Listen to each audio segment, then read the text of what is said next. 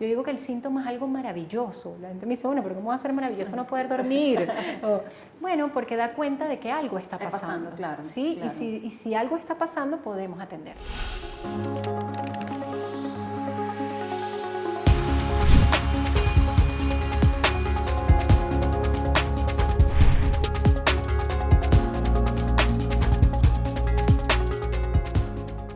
Hola a nuestros queridos amigos y seguidores, nos encontramos acá en otro episodio de Con la Plana Boloña Podcast y en este momento tengo como invitada a la psicóloga Diana Ochoa. Diana, bienvenida. Hola, Anabela, muchas gracias por la invitación. Bueno, Diana, así como la ven de jovencita, pero bueno, Diana es psicólogo clínico, es psicoanalista o se está formando como psicoanalista. Correcto. Es psicoterapeuta en psicodramatismo, Diana.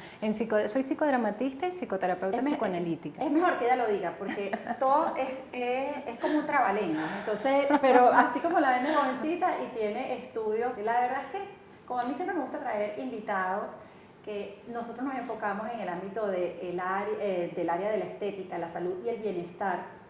Yo pienso que la salud mental es tan importante para el bienestar del individuo, ¿no? Así es. Y siempre, como madre de un niño, un joven adolescente, porque todos los que me conocen saben que soy mamá, siempre me he preocupado por tratar de darle a mi hijo herramientas mentales a lo largo de su camino, como niño y hoy en día como adolescente. Y en ese camino conocí a Diana.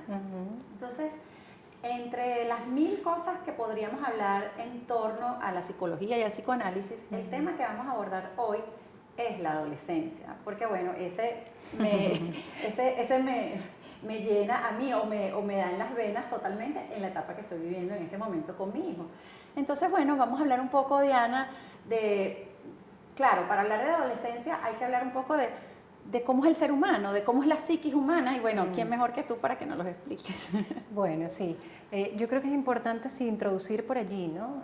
Cómo se conforma un poco la personalidad, cómo se conforma el psiquismo, la subjetividad humana, ¿no? Y eso inicia desde que nacemos, ¿sí? Claro. Yo diría, bueno, hay teorías incluso que dicen que antes del nacimiento, ¿no? O sea, cuando están en la barriga. Ya en el proceso de gestación ocurren cosas que van de alguna manera determinando en quién nos vamos a convertir, ¿no? Ay, qué rico. Entonces, de alguna manera el nacimiento es algo muy importante porque hay un vínculo muy, muy importante con la madre porque el ser humano es un ser inerme completamente, es decir, no puede sobrevivir por sus propios medios, es decir, requiere los cuidados, el cariño de la madre, más que del padre. Sí. Aquí podremos decir que también del padre sin duda Claro. tiene una función fundamental que ya la vamos a conversar, pero requiere de esos cuidados para poder sobrevivir. En ese vínculo que se instaura entre el bebé y su madre, ahí empieza a constituirse su personalidad, ¿sí? Increíble. Bueno, parece algo obvio, ¿no? Pero de acuerdo a los cuidados que esta madre le dé al niño y la forma en que aborde el cuidado y la crianza y el crecimiento del niño, el niño va a constituir una personalidad de una forma o de otra, ¿no? No es lo mismo un niño abandonado, donde la madre no responde a su demanda, donde no lo alimenta, donde no le da el cariño, los cuidados necesarios, a un niño que lo cuidan. Pero tampoco es lo mismo una madre sobreprotectora, ¿no? Que está allí siempre, que no lo deja llorar, que no lo deja frustrarse, ¿no? Entonces ahí está esa importancia en la crianza del niño por la madre, donde tiene que haber un periodo de ilusión, es decir, donde satisfaga sus demandas, pero al mismo tiempo de frustración o de desilusión, ¿no? No puedo estar siempre, ¿no? Claro. Porque eso de alguna manera va constituyendo ese psiquismo y le va dando herramientas para poder tolerar la frustración de la vida, porque la vida es bien difícil en muchas ocasiones, Claro. implica pasar por frustraciones, etcétera, etcétera. Entonces, esa forma en que la madre de alguna manera satisfaga y no su demanda va constituyendo un psiquismo más sano, digamos, ¿no? Luego entra el padre. Increíble. En este proceso, ¿no? que es una función clave. Como el vínculo entre la madre y el niño es tan simbiótico, es decir, tan cercano, claro. ¿no? Es como natural, pasó, yo lo tuve y lo tengo aquí desde hace 9 meses, es como que... Así es, forma parte de tu cuerpo, como tú lo dices, ¿no? Y la alimentación es con parte tu de cuerpo, tu naturaleza, ¿no? sí. Entonces, de alguna manera, ese vínculo se hace muy simbiótico, demasiado cercano. Entonces, allí entra el padre, ¿no? Que es una función fundamental. Entra el padre de alguna manera rompiendo con ese vínculo, diciéndole, bueno, mamá está allí, pero mamá es mía. Que eso, digamos, va constituyendo ese psiquismo sano y va haciéndolo entender que, bueno, tiene que separarse, va a tener que empezar a satisfacer sus necesidades poco a poco por sus propios medios, ¿no? Claro. Y esa separación se instaura como una ley, los límites, ¿no? Esto puedes, esto no puedes, ¿sí? Que es muy sano, porque si no tendríamos, bueno, un psicópata que no entiende límites, que no responde a las leyes, etcétera, etcétera. Entonces, el padre ejerce esa función que es fundamental, ¿no? En esa constitución del psiquismo, de la personalidad de este niño. Pero luego llegamos a la adolescencia, que es un poco lo que nos compete hoy y que termina siendo un periodo tan difícil porque, bueno, estamos en ese in-between, la mente del niño, dependiente, que requiere de los cuidados y de las atenciones de mamá. El niño, al inicio, que esto es interesante también, se ha hecho como muy común este término del narcisismo o del egocentrismo, ¿no? Porque el niño cuando es chiquito demanda, lo que hace es demandar. Sí. Tú lo sabrás mejor, ¿no? Demanda y demanda y busca que le satisfagan su demanda inmediata. Si no hay una satisfacción inmediata, pues entonces llora, patalea, etcétera, etcétera.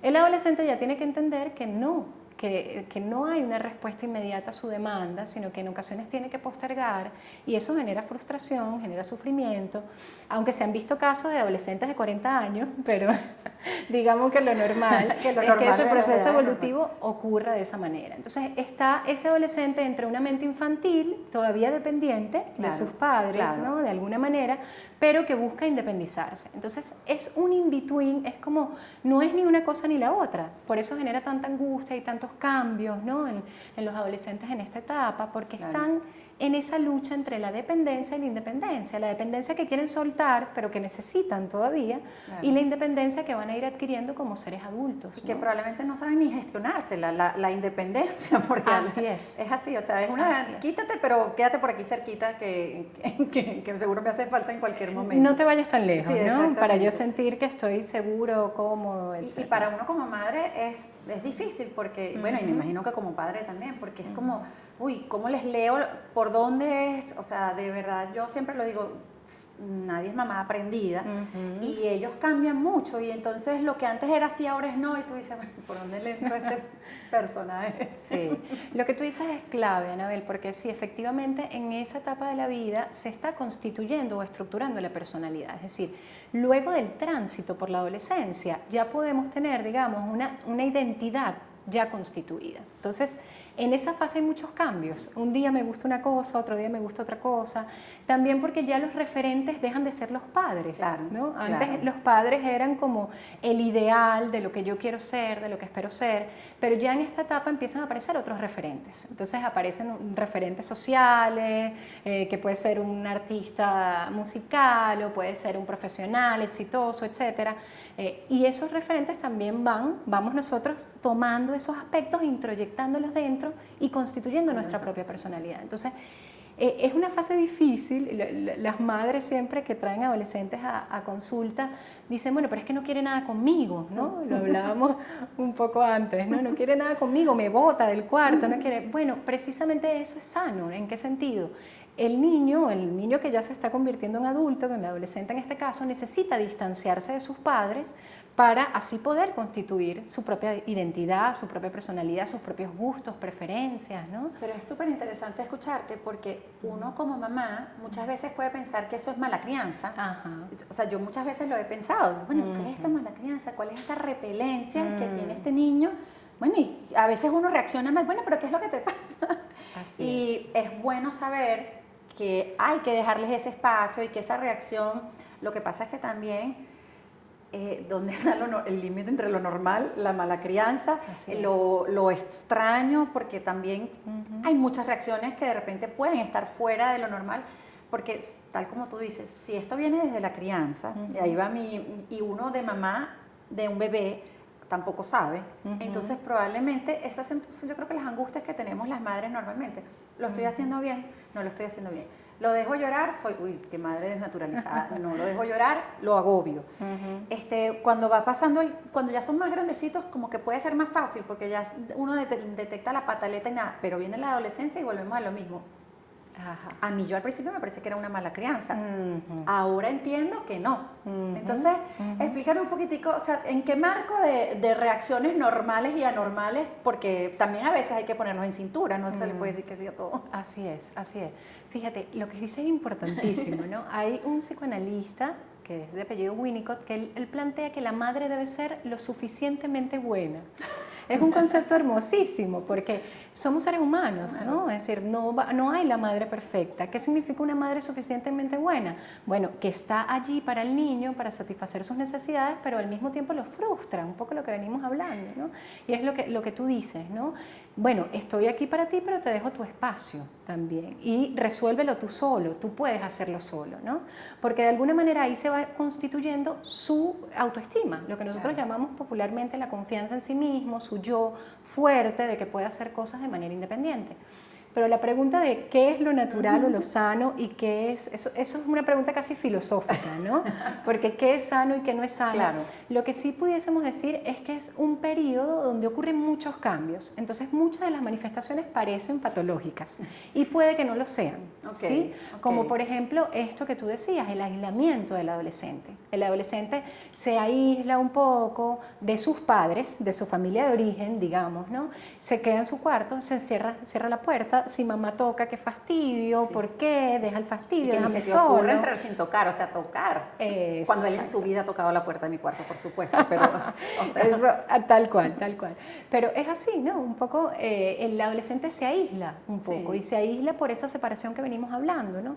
También hay un punto importante en la adolescencia que, bueno, que es lo más clave en términos biológicos, que es el desarrollo de la sexualidad, ¿sí? Ya los órganos sexuales están desarrollados, ya pueden tener relaciones sexuales, ya puedes procrear, ¿no? Ya hay un desarrollo evolutivo, madurativo, que implica la posibilidad de procreación, y eso genera mucha angustia, ¿no? Porque venimos con un cuerpo de niño, todavía órganos no sexuados, y de repente eso estalla, ¿no? Y ya tienes tus órganos sexuales, ¿no? Y eso genera muchísima angustia, también por eso se genera el aislamiento, ¿no? Porque hay mucha angustia también de la cercanía con los padres, en el aspecto sexual.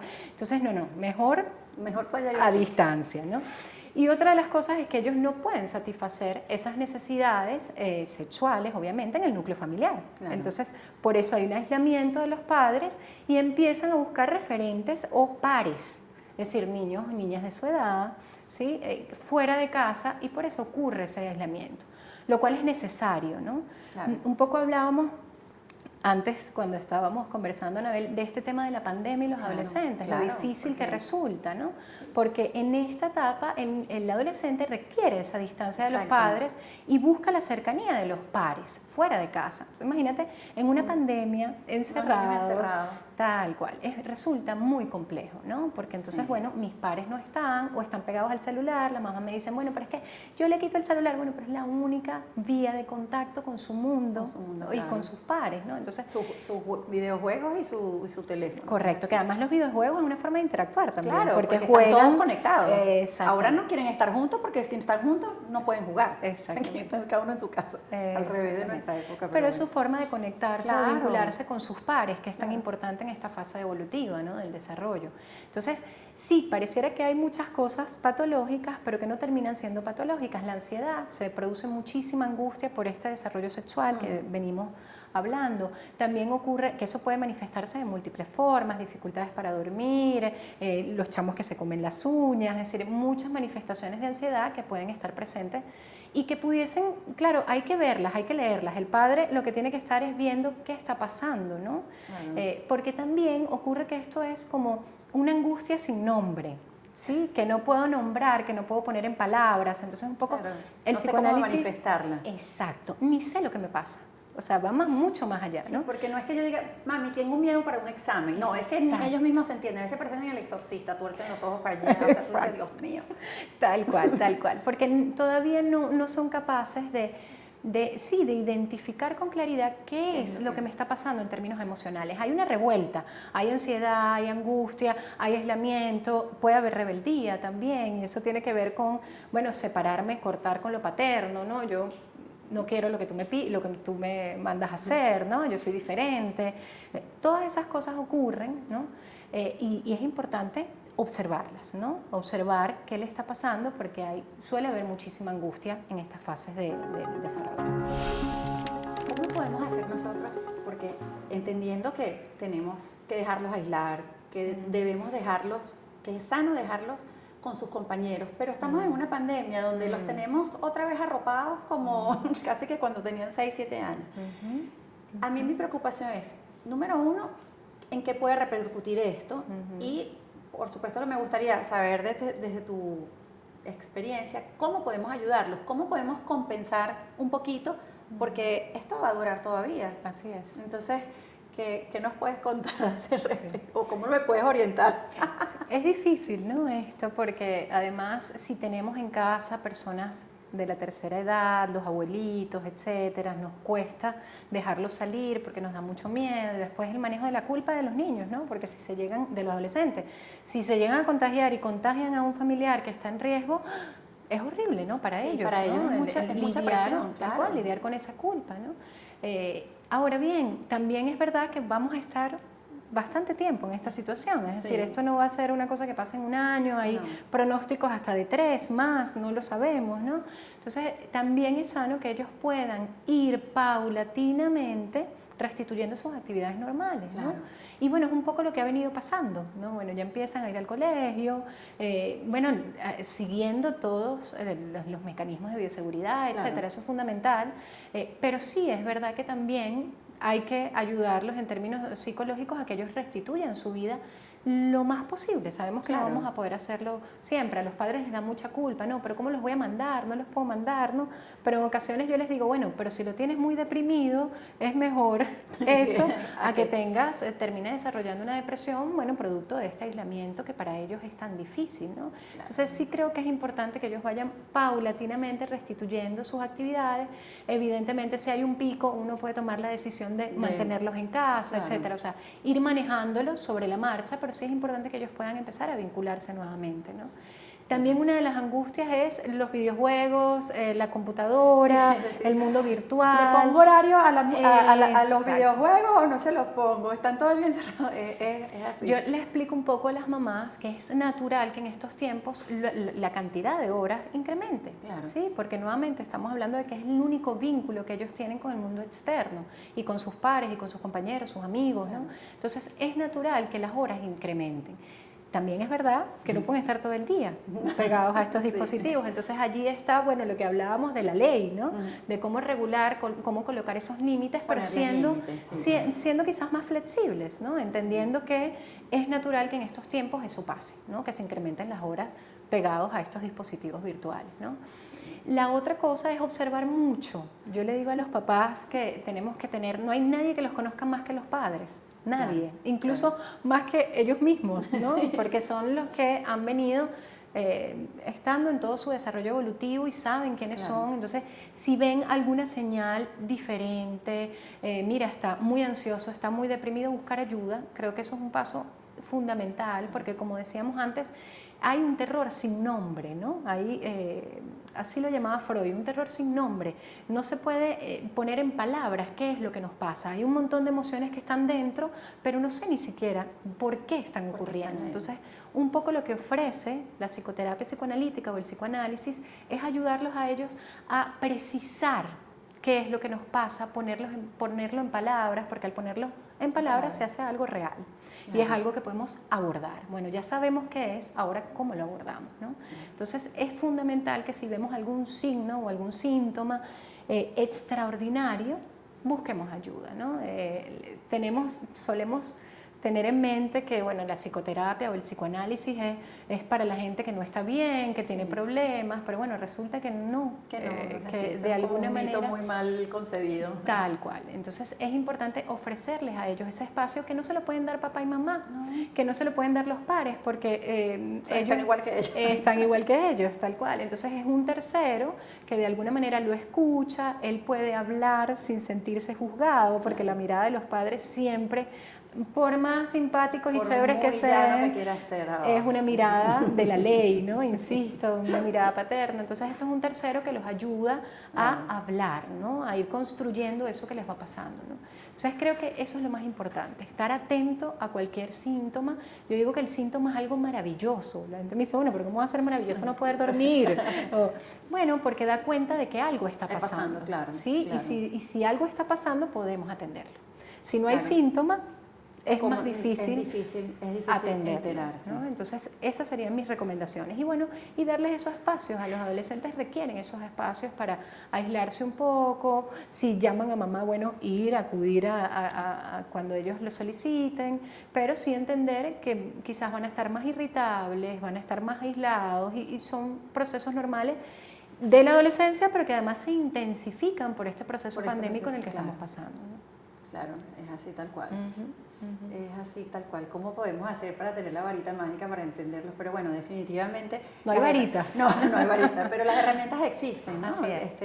Yo a lo largo del camino he visto que los niños que tienen como ambientes donde hay esa apertura para poder hablar, para poder manifestar sus inquietudes, definitivamente como que lo canalizan. Y lo he visto mucho en esta vuelta al colegio, porque he visto niños con excesivo sobrepeso, amiguitos de él, niñas también. O sea, muchas cosas que definitivamente yo no las hubiese analizado. Son síntomas. Son síntomas. Correcto.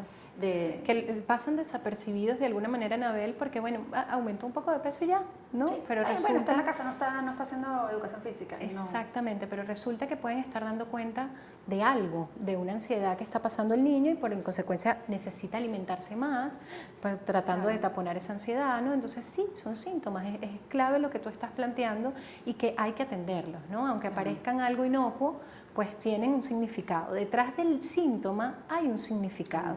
Hay algo que hay que descubrir que dice, ¿no? El síntoma habla.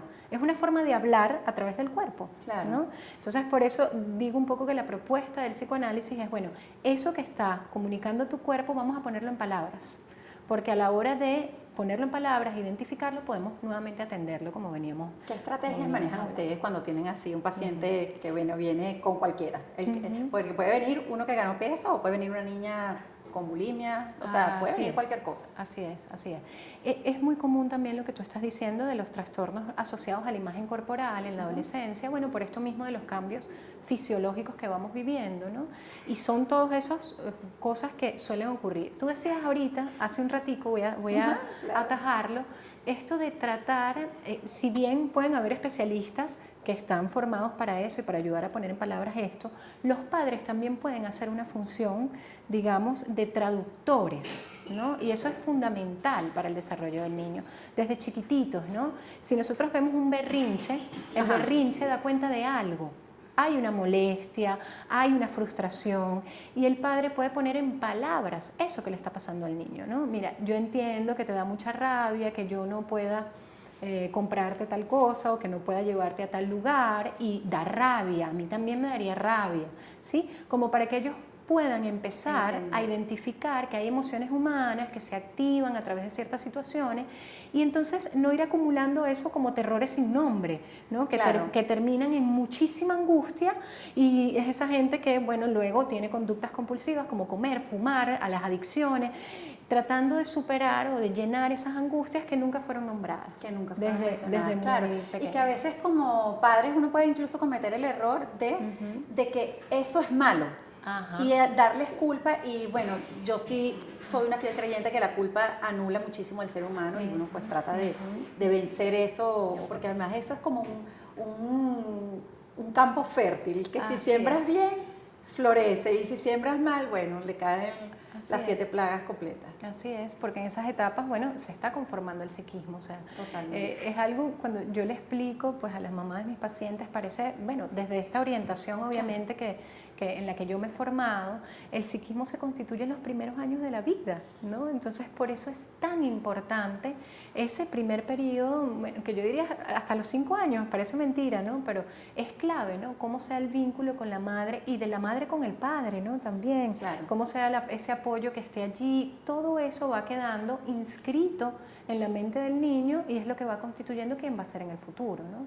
Entonces es clave como atender esas primeras etapas de la vida, incluyendo también la adolescencia, bueno, para que luego puedan ser adultos funcionales, maduros, con independencia económica, afectiva, ¿no? Claro. Un poco, fíjate, hablábamos de este tiempo pandémico y quizás yo agregaría aquí un poco el tema de la posmodernidad, de la era o la etapa en la que estamos viviendo actualmente. Porque no es lo mismo un adolescente de ahorita que Así mi es. adolescencia, ni obviamente la adolescencia de mi mamá, por decir. Así es, completamente diferente porque son otros tiempos, ¿no? Claro. Otro espíritu de la época, ¿no? Sí. En esta época yo diría que se han complejizado algunas cosas, otras eras tienen otras complejidades, sin duda. Claro. O sea, por ejemplo, en la era de Freud el tema de la sexualidad no se podía hablar, etc. Entonces los síntomas de las mujeres iban por ahí, ¿no? Porque Claro. no podían hacer uso de su sexualidad como algo placentero. Esa es esa época, ya esta época eso no, para nada, ya eso no aplica, ¿no? Sí. Pero aplican otras cosas que terminan complejizando mucho el asunto. Esta era posmoderna, por ejemplo, de la imagen como el foco, Sí. como el centro. Extremadamente Las redes sociales, sí. el tema del ser joven para siempre, ¿no? Que nos cuesta como mucho envejecer, darle acceso a otras etapas de la vida. Entonces, también tenemos en la actualidad, bueno, eso que hablábamos, esas adolescencias prolongadas. Antes se hablaban de la adolescencia, bueno, ya a los 22 años usted estaba casada, tenía hijos. Ya eras una adulta. En muchas ocasiones ya salías, ¿no? Y era una fase como muy puntual para el tránsito entre la niñez y la adultez, y pues resulta que en esta era posmoderna eso se ha incrementado muchísimo y tenemos adolescentes de 30, 35 años que no son independientes económicamente, Sí. que no son independientes afectivamente, ¿no? O que tienen dificultades en la identidad. Eso lo vemos en el consultorio a diario. O que no ¿no? quieren asumir compromisos Así es. de pareja, de vida, así de es. sí, Responsabilidades. Tal cual, así. tal cual. Y tiene que ver un poco con esta era posmoderna que nos ha tocado vivir, donde se hace difícil también para los adolescentes, porque muchos de los padres se quieren comportar. Quieren ser joven forever. Exactamente. Entonces, los adolescentes terminan asumiendo los roles paternos. Y entonces tenemos un montón de niñitos sobreadaptados porque no tienen esa figura en casa que le ponga límites, sino que quieren ser los panas, los confidentes y échame el cuento, ¿no? Que a ver, no es una crítica a esto porque es importante esa cercanía afectiva con los hijos y que ellos ya no los vemos como nos veíamos a nuestros padres, que era como una cosa ya lejana, ¿no?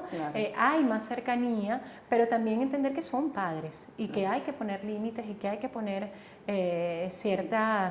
a tomar ciertas decisiones que pueden ser un rol de padre impopulares, exactamente. Entonces, eso es importante porque si no los niños no tienen referentes de dónde tomarse y eso también genera mucha angustia, ¿no? Qué chévere tu papá, que mira, te va a rumbear contigo y es como si fuera un adolescente más. Qué chévere, pero al mismo tiempo, bueno, ¿quién es mi referente? ¿Quién me indica qué puedo y qué no puedo hacer? Sí. Y tengo que cuidarme yo solo porque la sensación es un poco de inermidad. Es como si fuéramos niñitos otra vez. Casi que tengo que cuidar yo a mi papá, por decirlo a mi mamá. No, exactamente, por supuesto. Exactamente. Entonces, bueno, eso es una de las consecuencias también de esta nueva era, donde además hay una predominancia de lo físico, etcétera, de la imagen, y lo hace muy difícil para el manejo de los adolescentes porque además se desarrollan todas estas patologías que tú decías, bueno, la anorexia nerviosa, la bulimia, bueno, porque tenemos que tener cuerpos perfectos, ¿no? La imagen. Que a veces las referencias son casi una raquítica o un muchacho que tú dices, bueno, ¿quién le dio la comida a este pobre niño? Sí. Así es. Entonces complejizan estos procesos, ¿no? Mira, Diana, nos viene ya un periodo prácticamente de vacaciones. Esta probablemente es un fin de una temporada de nuestros episodios. Y bueno, viene una época de descanso. Y por supuesto que también cambian algunas cosas, porque entonces los adolescentes ya no van a estar otra vez en el colegio, los vamos a tener otra vez en casa.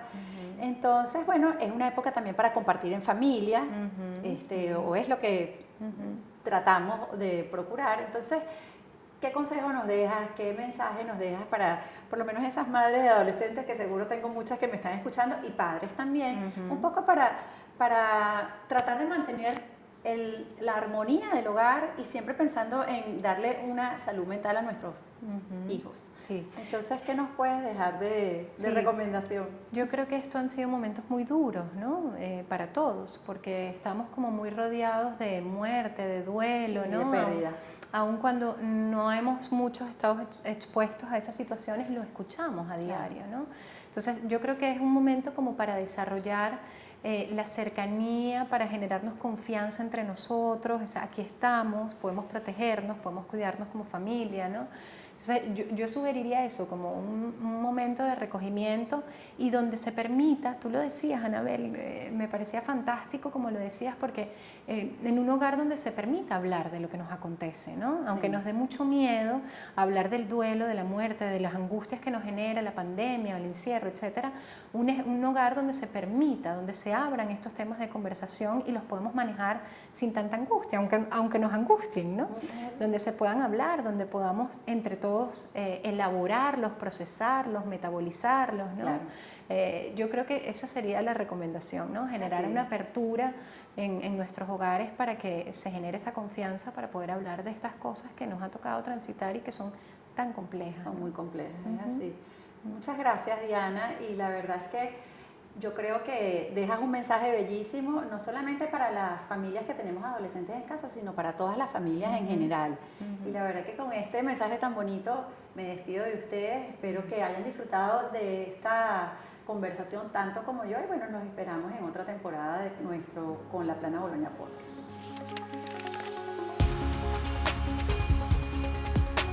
Llegamos al final de este año, antesala del nuevo que comienza. Jornada en la que ha sido grato, además de un honor, acompañar a nuestros seguidores y usuarios, así como contar en nuestras conversaciones con extraordinarios invitados que en cada una de sus áreas de experticia nos han dejado informaciones valiosas y útiles orientaciones. Desde nuestro podcast Con la Plana Boloña, modestamente pretendemos estimular el compromiso con la excelencia e impulsar los ánimos y deseos de superación. Cultivamos el amor y fe en Venezuela. Sin egoísmo, proyectamos el quehacer de otros colegas odontólogos y profesionales de la salud, de primerísimo nivel, que pueden servir de aliento y ejemplo a las nuevas promociones.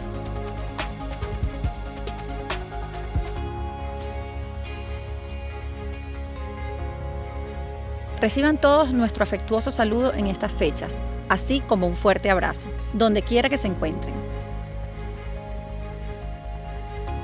Bienvenido 2022.